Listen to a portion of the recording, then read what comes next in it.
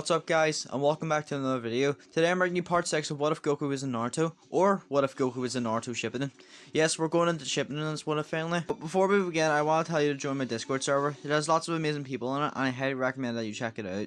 And to get a chance to speak to me and many others. Also, the server's pretty dead, and we're trying to make it active again. So anyway, we left off with Goku and Sasuke fighting. Sasuke winning with Chidori, and Goku being treated for his injuries. He says his Nindo and then makes a new bandana, the one that looks just like his father's. And then they then go off to retrieve Sasuke. Goku uses Talk No Jutsu on his brother Raditz, and then Lee and Gaara arrive to help Goku against Kimimaro. So now, let's continue where we left off. Goku and Lee are shocked to see Gaara, but thankfully he's on their side. They all then team up against Kimimaro, Gaara being defense and Goku and Lee being offense. They still can't land a hit on him, and Kimimaro then uses his spine as a sword after activating his curse mark. So Goku then goes to hit him with a Rasengan, and Kimimaro then shocks everyone by slicing Goku's tail off. Goku loses control of his chakra and inverts back to base. Kimimaro is about to kill Goku, but then Gaara saves him and uses Sand Burial to cover him. So Kimimaro then rises up from the sand and is about to kill Gaara, but dies before he can. Meanwhile, Naruto and Sasuke have fought, and Naruto may be stronger in the original due to having another sparring partner, but Sasuke still gets away. So everyone is taken to recover. Goku is having a hard time walking without his tail, but he then gets the hang of it quick. So Goku then goes with Shikamaru into Naruto's room, and then Naruto explains that Sasuke got away. Sakura walks in and also overheard this, and then Naruto says no matter what, he'll bring Sasuke back. Same here. We need Team 7 back together again. Sakura smiles and then says thank you to the both of them. Jiraiya then after a while then arrives and then says for the both of them to give up on Sasuke and to be smart. Goku and Naruto then say in unison, if that's what being smart means, then they'll remain idiots forever. Jiraiya then says, alright, if you want to be idiots, then you'll need help. There's no way a simple chakra blast or some pervy jutsu will be able to beat them. So, once you both heal, we'll begin training, you fools. They then smile at this and then say okay. So Jiraiya then explains they have 3 years to bring back Sasuke, and then leaves them to recover. Once they recover, they pack up and then leave Konoha.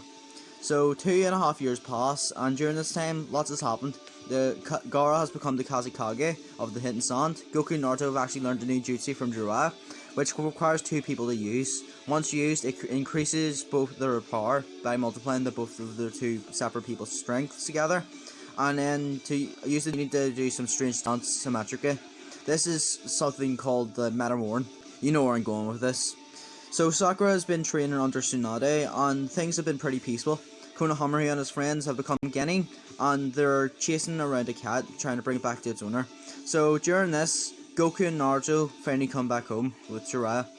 And Naruto jumps onto a pole and then takes a look at Konoha, glad to be back. Sakura finds them and is glad to see them. Konoha then uses sexy jutsu on Naruto, and then Naruto then laughs. Hey, Sakura! Is becoming a naked girl supposed to make you insanely strong or something? If not, why do they use it? Goku then says. So Sakura this is, and it says it's supposed to be used on perverts, also blushing at thinking herself how innocent Goku is. So Naruto then says that Konoha shouldn't be using that jutsu anymore, and then he then proceeds to say that he has a new perfect jutsu. Sakura then proceeds to punch him, scarring everyone. They head to Tsunade's, and then she says that she wants to see the results of their training. So Naruto tries to guess who the opponent is, and then he's told to look outside, and he sees Kakashi. Naruto gives Kakashi a copy of one of Jiraiya's new books, and then Kakashi can't wait to read it. Kakashi says that he's their opponent, so later on, Kakashi is late, as usual. So once he arrives, they then begin the bell test, and then he activates Sharingan, and things are harder for Kakashi because it's 3 instead of 2, so he has to try harder.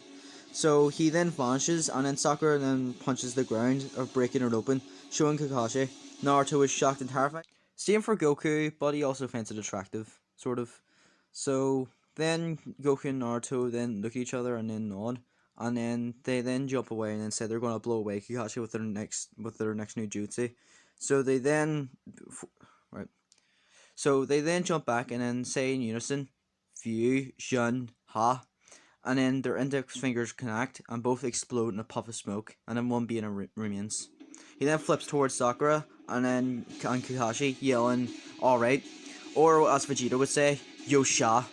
So he looks like Naruto and Goku, and he then says that he's neither Goku nor Naruto, but Goruto. So Jiraiya smirks at this, saying the name sounds dumb, but is impressed that they pulled it off. Goruto looks at Sakura and it says pretty cool, right? Being a show off. Sakura says that he's definitely gotten that from Naruto. Goruto then blasts Kakashi but it was just substitution jutsu. He then makes a Rasengan and then proceeds to turn into a Rasen Kamehameha. He finds Kakashi and shoots it at him, but that was a clone as well. Sakura then tells him stop being so reckless, and then Goruto laughs saying that he's sorry. So they then think of a plan to try and find the real Kakashi. So once they find it, Goruto is about to spoil makeout tactics for Kakashi, well, at least pretend to, and then Kakashi covers his ears and closes his eyes, and then he manages to take the bells off of him. Kakashi opens his eyes just as Goruto defuses. All three of them are holding the bell. So Tsunade is impressed and by their results, and they then go to get some food. Kakashi then leaves, and then Goku then sighs and says that he's going to pay. So they go to Ichiraku, and then once they're going, they then run into Raditz, and then they catch up for a bit. Goku and Naruto are frustrated about being a Genin as well, and then they then go to Ichiraku and then meet Iruka, who treats them to it. So after that, they finally go home, and Goku and Naruto's rooms are extremely dusty for obvious reasons. So the next day, they begin their mission, but there's a change of plans because Gaara has taken the Akatsuki. They head to the Sand Village, and then with Naruto rushing by, Sakura tells him to stop, but he doesn't. They then see Tamari and then tell her about Gaara, and then she then comes along. So Naruto then keeps rushing by, and then Sakura again tells him to stop, but then Naruto then snaps saying he doesn't like this. And he then explains how he and Gaara are the same, and he had to fight longer than him. And then he then begins to cry, saying it's always Gaara. Goku then begins to remember when he and Naruto first talked to each other. He knew about the Ninetales because of the Saiyans, and he didn't want to tell Naruto because he didn't want him to blame himself for the Ninetales attack. But eventually he found out by Mitsuki.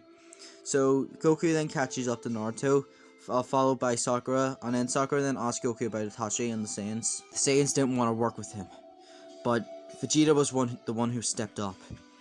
I couldn't talk them out of it, no matter what I did. They slaughtered the Uchiha. There was one that I tried to save, but...